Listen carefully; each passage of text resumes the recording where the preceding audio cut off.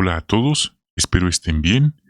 En este video estaremos considerando el estudio 18 para esta semana, 13 al 14 de julio 2024, con el tema Confiemos en el juez de toda la tierra y en su misericordia. El texto temático es Génesis 18:25, que dice a modo de pregunta: ¿El juez de toda la tierra no hará lo que es justo? Este estudio se enfoca en algunas aclaraciones, algunos nuevos entendimientos en cuanto al tema de la resurrección de los injustos. Vamos entonces a dar inicio. Tenemos los primeros párrafos. Párrafo 1. ¿Qué valiosa lección le enseñó Jehová a Abraham? La respuesta es la siguiente: que Jehová jamás destruirá a las personas justas junto con las malvadas o, en este contexto, de manera de una destrucción eterna. Entonces algunas personas, líderes, políticos, religiosos suelen decir que hacen en ocasiones cosas que no están bien porque con ellos se justifican que el fin justifica los medios o que deben hacer lo que es necesario y que no cualquiera tiene el valor de hacer lo que es necesario. Pero con Jehová las cosas no son así. Algo que nos quedará muy claro, hermanos, y si lo vemos, nos vamos a ahorrar ciertos sufrimientos, ciertas decepciones, es que Jehová está arriba, en el tercer cielo, y dice la Biblia que los pensamientos de los hombres, incluso de algunos hermanos, no son los pensamientos de Dios, y que la manera como Él mira las cosas no es la misma manera como lo ven los hombres aquí en la tierra. Muy importante de entender. No podemos igualarnos, y muchísimo menos pretender ponernos nosotros, aunque seamos hermanos, en el lugar de Dios y decir cosas que Dios no ha dicho a nosotros. Vamos entonces a ver el párrafo 2. ¿Por qué estamos seguros de que los juicios de Jehová son justos y misericordiosos? Primero de Samuel 16:7 dice que Dios ve el corazón. Pero recuerde, es como Dios ve y como ven los seres humanos, como vemos los hombres. El mismo texto dice, nosotros vemos nada más la apariencia exterior, pero Jehová ve lo que es el corazón. Y aquí, aparte de podría significar el corazón literal, también se refiere a la verdadera persona, a la verdadera intención de cada persona en su interior. Por eso el refrán, caras vemos, corazones no sabemos. Vemos personas con un bonito traje, con una sonrisa, y son muchas veces lobos vestidos de ovejas, pero nosotros no sabemos, pero Dios sí sabe. Entonces, hermanos, nosotros no podemos pretender entenderlo todo, y a veces pecamos porque quisiéramos racionalizar cada acción de Dios, quisiéramos racionalizar y explicar al derecho y al revés cada versículo de la Biblia, pero eso simplemente no es posible. Por eso la Biblia dice que qué inexplicables son sus caminos, sus juicios. Párrafo 3. Pregunta: ¿qué es posible que nos preguntemos y que analizaremos en este artículo?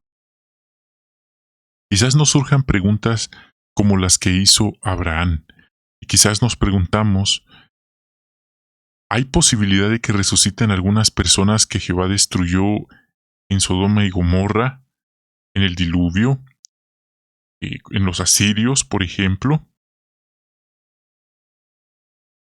Esas son muy buenas preguntas. Y ahí viene el nuevo entendimiento. ¿Por qué? Porque en el pasado, nuestros hermanos del esclavo fiel y discreto, el cuerpo gobernante, dijeron eh, radicalmente que no. Eso era imposible, que eso no podía ser, y citaban algunos puntos que, basándose en esos puntos, ellos teorizaron e interpretaron que la respuesta lógica era que no, según ellos. Pero ahora, después de estudiar un poco más, y aquí dice de orar y de estudiar un poco más, hay nuevos entendimientos sobre este punto. Y esta es una explicación más modesta y más humilde. ¿Por qué? Porque aunque los hermanos son ungidos, o es lo que todos los respetamos por la posición que ocupan, ellos claramente reconocen que es Jehová el que decide cómo va a hacer este trabajo junto con Jesucristo. Es muy importante este punto. Y pretender nosotros, humanos imperfectos que estamos aquí en la tierra, creer que entendemos a la perfección este punto, eso es ir más allá de lo que está escrito. Eso es ir más allá de lo escrito y pretender ponernos en el lugar de Dios. Y eso no está bien. Así que este artículo nos va a ayudar a entender mejor este tema desde una perspectiva más modesta y humilde. Hablaremos en este artículo, primero, de lo que no sabemos sobre cómo Dios va a juzgar, y después veremos lo que sí sabemos. Entonces, esta es una actualización, una aclaración. Párrafo 5. ¿Qué han dicho nuestras publicaciones en el pasado sobre las personas que murieron en Sodoma y Gomorra? Bueno, en el pasado, el esclavo fiel y discreto, el cuerpo gobernante, recuerde, ese es, vamos a ponerlo así, esa junta directiva, ese consejo rector, esa gran mesa que ahí se sientan los hermanos que toman decisiones que repercuten a toda la hermandad mundial. Entonces en esa mesa se han sentado muchos hermanos, varias generaciones de hermanos, desde tiempos de 1919 hasta la fecha, ya pasaron más de 100 años. Entonces cada generación de hermanos de cuerpo gobernante o esclavo fiel y discreto han tenido sus interpretaciones o sus propias maneras de entender ciertos asuntos. Luego viene otra generación de ellos y van estudiando y van corrigiendo o actualizando algunos puntos, como es este caso. Entonces, en aquel entonces, en el pasado, se nos enseñó un tiempo que sí, luego que no, y, y luego ahorita se nos enseña nuevamente que no sabemos. Esa es la respuesta. En el pasado, una respuesta muy radical era que ellos no iban a resucitar. Era una respuesta muy radical, incluso algunos hermanos que fueron más allá todavía llegaron a atreverse a decir que los expulsados tampoco iban a resucitar. Era impensable, que era ilógico. Pero, ¿según quién? Y sabe, el problema es que no hay ningún versículo de la Biblia que diga tal cosa explícitamente. Así que atrevernos a decir, nosotros individualmente, que no van a resucitar, eso es ir más allá de lo que está escrito. ¿Será que nosotros creemos estar en el lugar de Dios para decidir quién sí resucita y quién no? La respuesta es evidente. Entonces, en el pasado se dijo que no, pero actualmente los 9 hermanos que forman el Consejo Rector, el Esclavo Fiel y Prudente, o Cuerpo Gobernante, que ahora es lo mismo, se han dado cuenta que no podemos afirmar eso, en otras palabras, que no podemos ser tan tajantes o tan radicales con esa explicación o con esa postura. Número 6. ¿Cuáles son algunas ocasiones en las que Jehová acabó con las personas a las que él consideró injustas y que no podemos afirmar? Por ejemplo, en el diluvio. Esa es una ocasión. Y más tarde, cuando él ordenó a los israelitas que acabaran con las 7 naciones que habían en la tierra prometida. En otra ocasión, recordamos, hasta hay una película, cuando un ángel eliminó a los 185,000 asirios en una sola noche. Estas son las ocasiones. Pero la pregunta ahora es, ¿qué no podemos afirmar? No, debido a que no tenemos toda la información, no deberíamos atrevernos a afirmar que estas personas no van a resucitar, porque si dijéramos eso estaríamos dando el juicio, dando la sentencia divina que no nos corresponde a nosotros dando a entender que no solo fueron destruidas en aquel momento, sino que fueron destruidas para siempre. Entonces, la destrucción, hermanos, puede ser destrucción en el presente sistema de cosas, una destrucción inmediata y temporal, pero eventualmente habrá una resurrección. Pero si nosotros decimos que tampoco van a resucitar, eso es atrevernos a decir que nosotros ya juzgamos a esa persona y que nosotros ya nos adelantamos a Jehová. Imagínese, ¿se imagina eso? Alguien que pretenda ir adelante de Dios, como dándole órdenes a Dios. Jamás suceda eso. Así que no podríamos atrevernos a tanto, y esto no importa si alguien cree o siente que es ungido, nadie debería atreverse a hablar por Dios afirmando cosas que no están en las Escrituras. Por eso, como dice este artículo, lo más sensato es reconocer que desconocemos. No estamos diciendo que no va a pasar, simplemente que desconocemos cómo Dios lo va a manejar, pero eso no cambia el hecho que Él está al control de todo. 7. ¿Qué no sabemos sobre las personas que murieron en el diluvio y en la conquista de Canaán? Bueno, no sabemos cómo Dios veía a cada una de aquellas personas, ni tampoco si ellos tuvieron la oportunidad de aprender sobre Él y arrepentirse. Eso es muy importante. En el caso de Noé, él predicó de la Biblia, pero no sabemos si logró predicarle a todas y cada una de las personas. ¿Por qué? Porque tenía que construir el arca. Se habla alrededor de 50 años construyendo. No tenía la tecnología que nosotros tenemos, y eso cambia todo, y solo eran 8 personas. Párrafo 8. ¿Qué no sabemos sobre los habitantes de Sodoma y Gomorra? Sabemos que Lot era un hombre justo, pero no sabemos si él le predicó a las personas de allí. Eran malvados, pero ¿será que sabían distinguir lo que estaba bien y lo que estaba mal? No lo sabemos, creemos que lo sabemos, pero en realidad no lo sabemos porque no estuvimos allí. Y la Biblia no da más detalles. Y si empezamos a suponer o a imaginar, ya estamos saliéndonos de la tangente, ya estamos yendo más allá de lo que está escrito. Entonces, por eso aquí dice, ¿podríamos ser tan tajantes, tan radicales y afirmar que Dios los destruyó en aquel momento y también en el futuro, en el sentido que ya no los va a resucitar? Si la respuesta fuera sí, la siguiente pregunta es, ¿en qué versículo de la Biblia dice tal cosa? Pero la respuesta es que no hay un versículo específico para cada caso.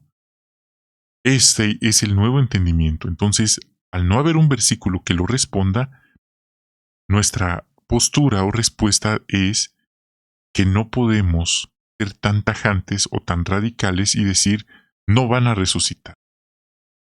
Porque solo eso le toca a Jehová. Eso es algo que Él y su Hijo Jesucristo deciden. Así que es un punto que dice aquí, no podemos asegurarlo.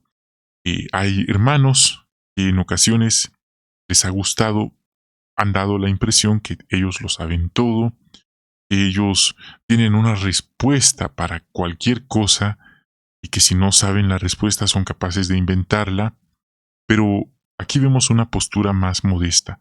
Modestia es reconocer que tenemos límites.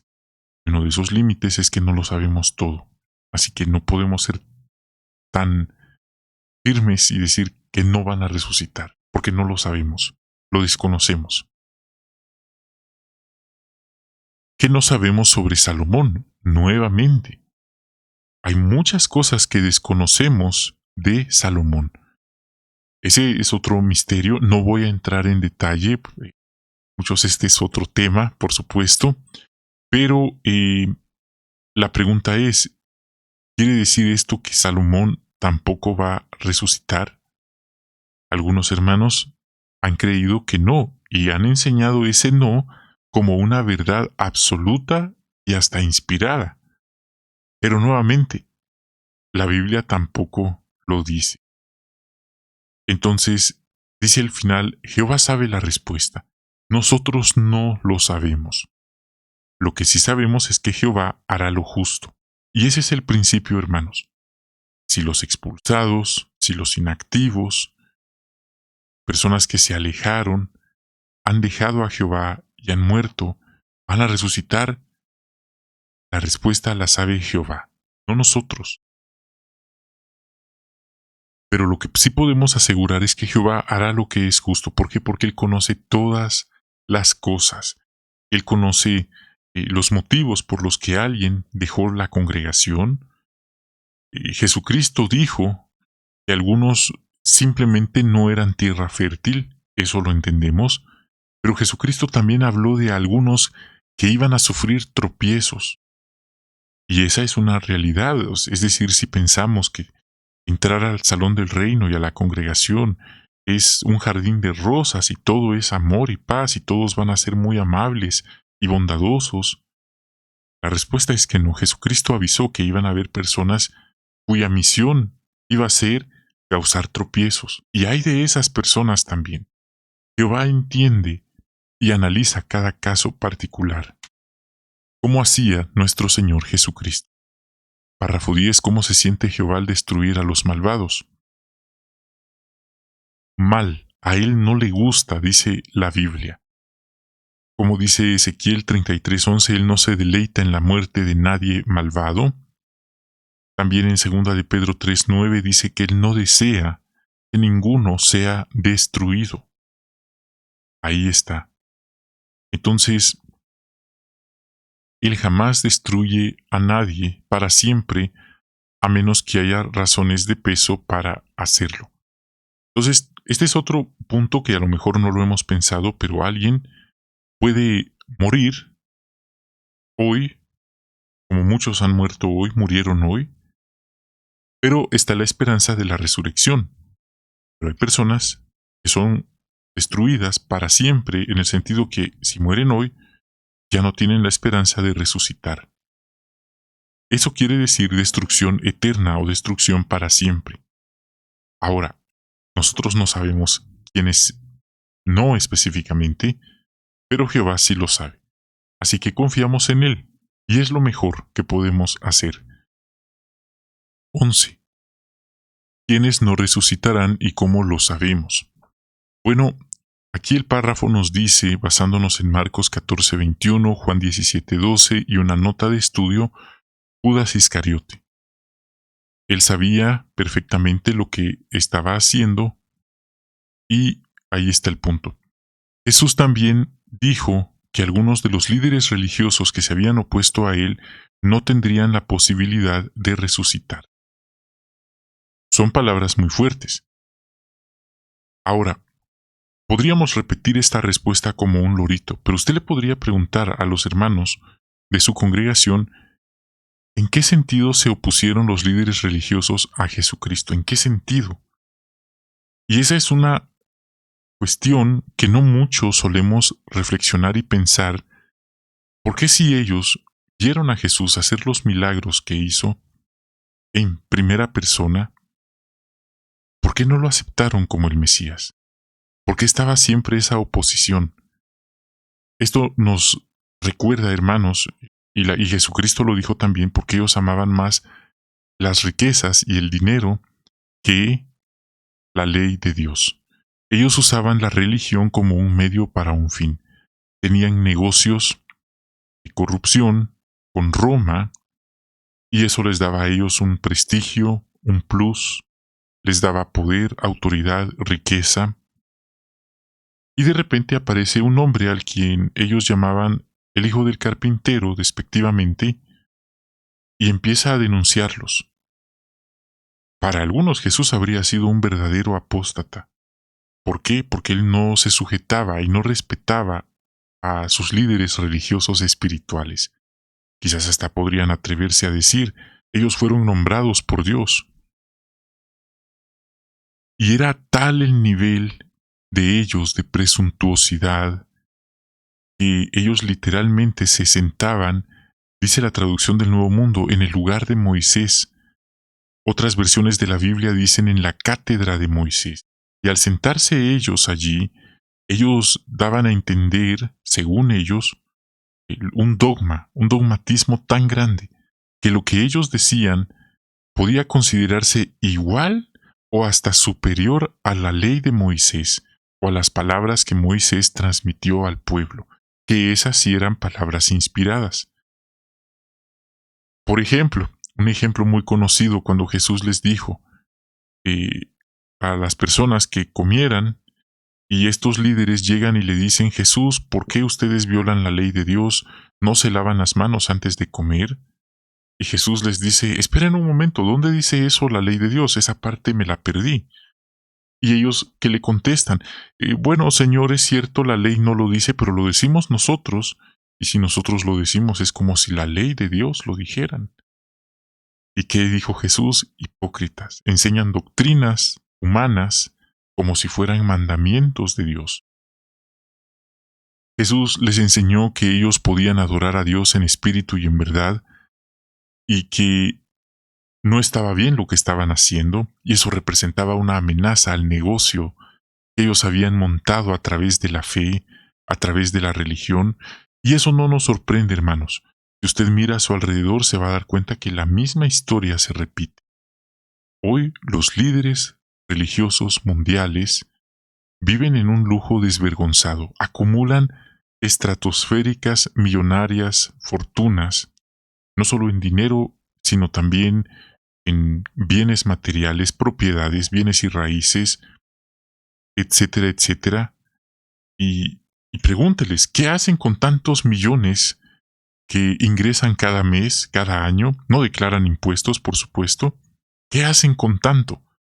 ¿Ayudan a las viudas y a los huérfanos y a los que tienen necesidad y a los pobres?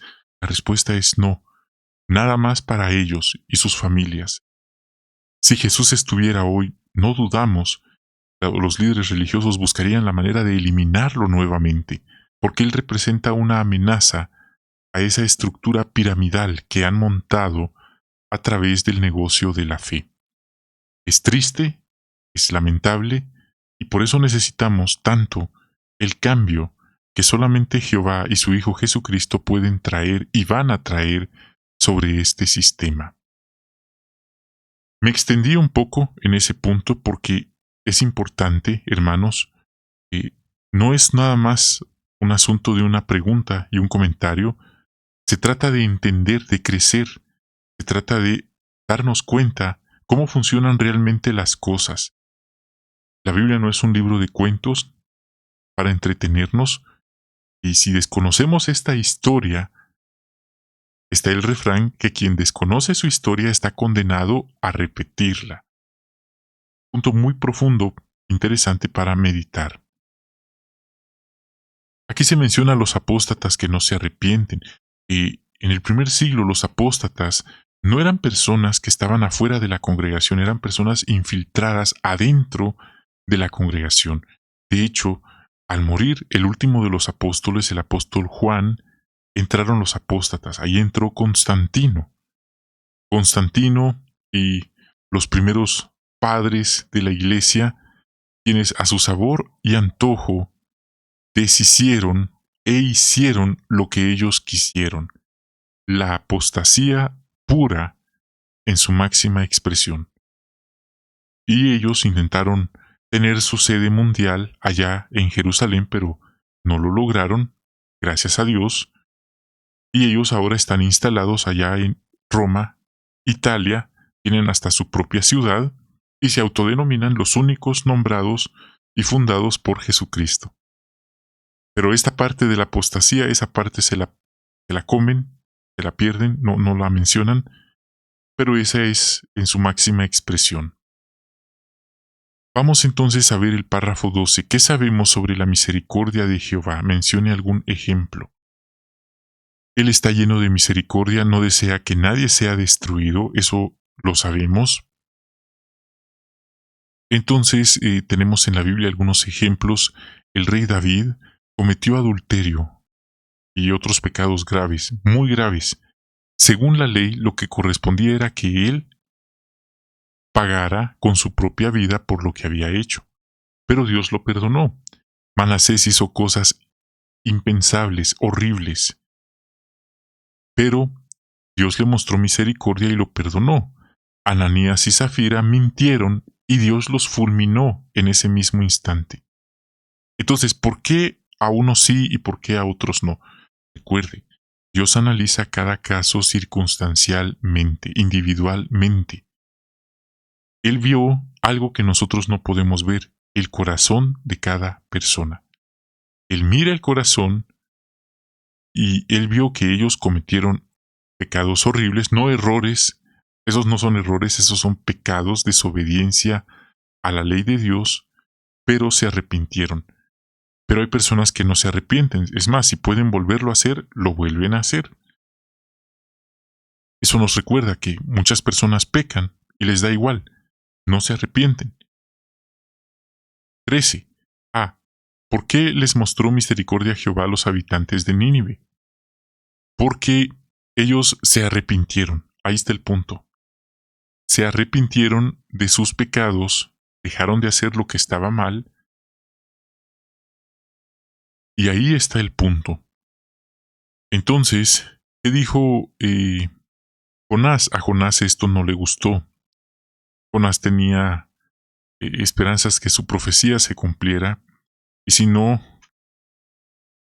iban a verlo como un falso profeta, pero Dios le recordó la esencia de este principio.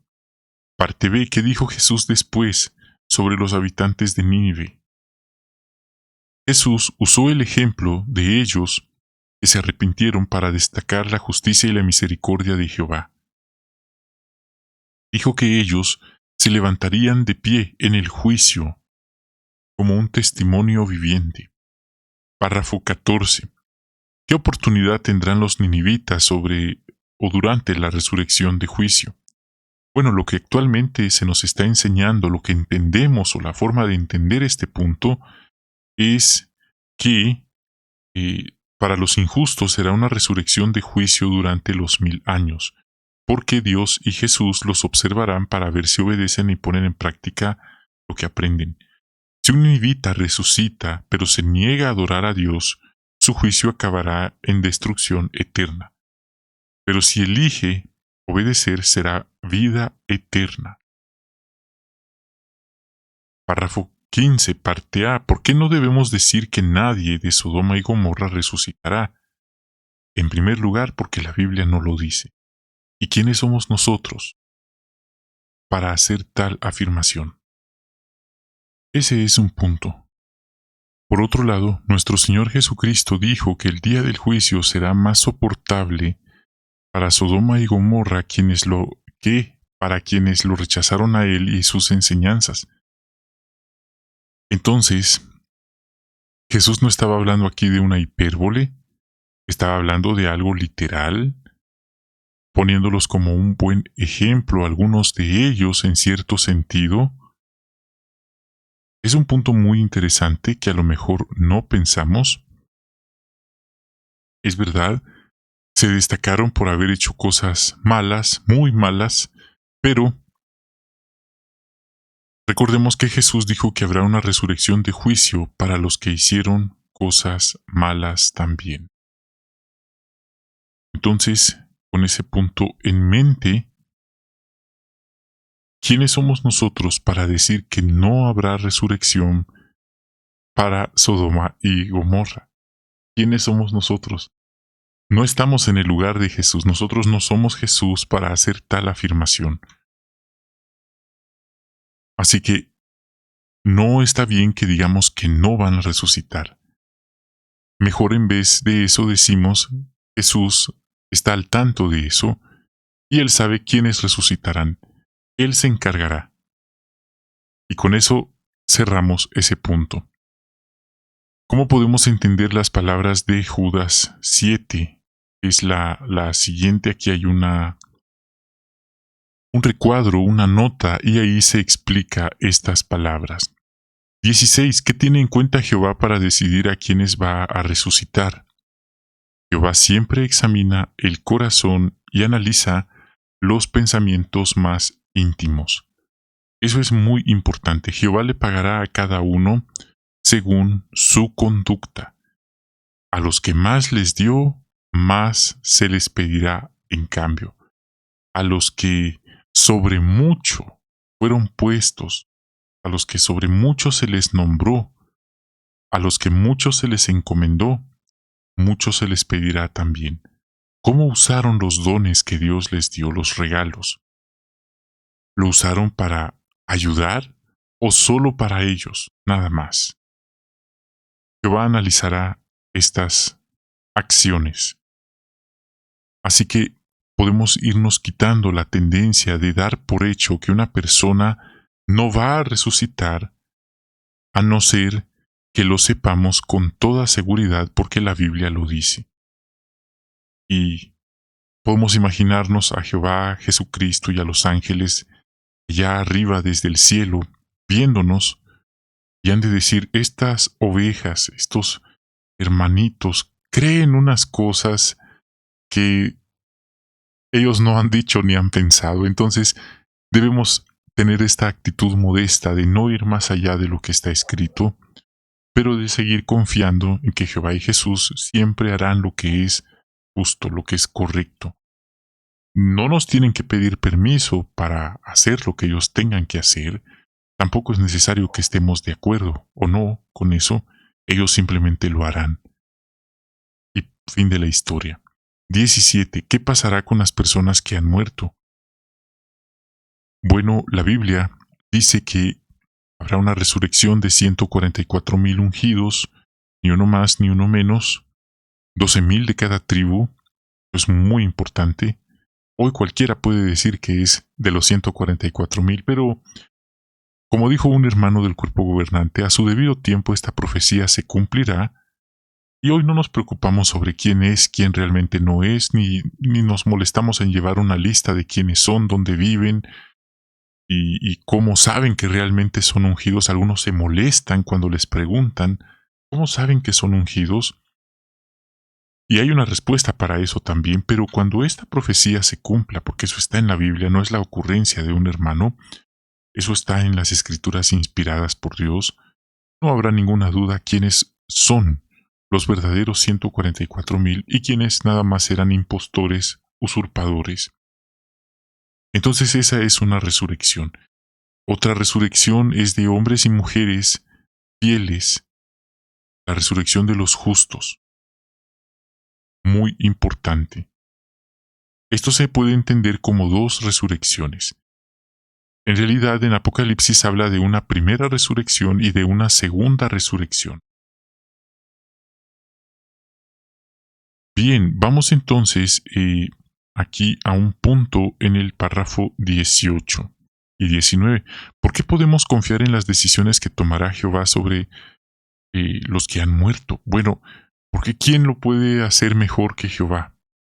Absolutamente nadie. ¿Quién pretende igualarse a Dios y ponerse en el lugar de Dios? Eso no suena muy sensato o muy inteligente de hacer. Así que Jehová siempre ha hecho lo justo, lo correcto, lo misericordioso, y lo seguirá haciendo en el futuro. Y no solamente eso, Él le ha dado esta responsabilidad a nuestro Señor Jesucristo. Y eso nos llena de alegría. Parte B, que veremos en el siguiente artículo. En el siguiente artículo hablaremos de lo que no sabemos y lo que sí sabemos sobre cómo juzgarán Jehová y Jesús a las personas durante la gran tribulación. Hemos llegado al final de esta consideración. Gracias por acompañarnos. Muchas bendiciones. Deseamos que tengan un magnífico día y esperamos encontrarnos muy pronto con una nueva consideración.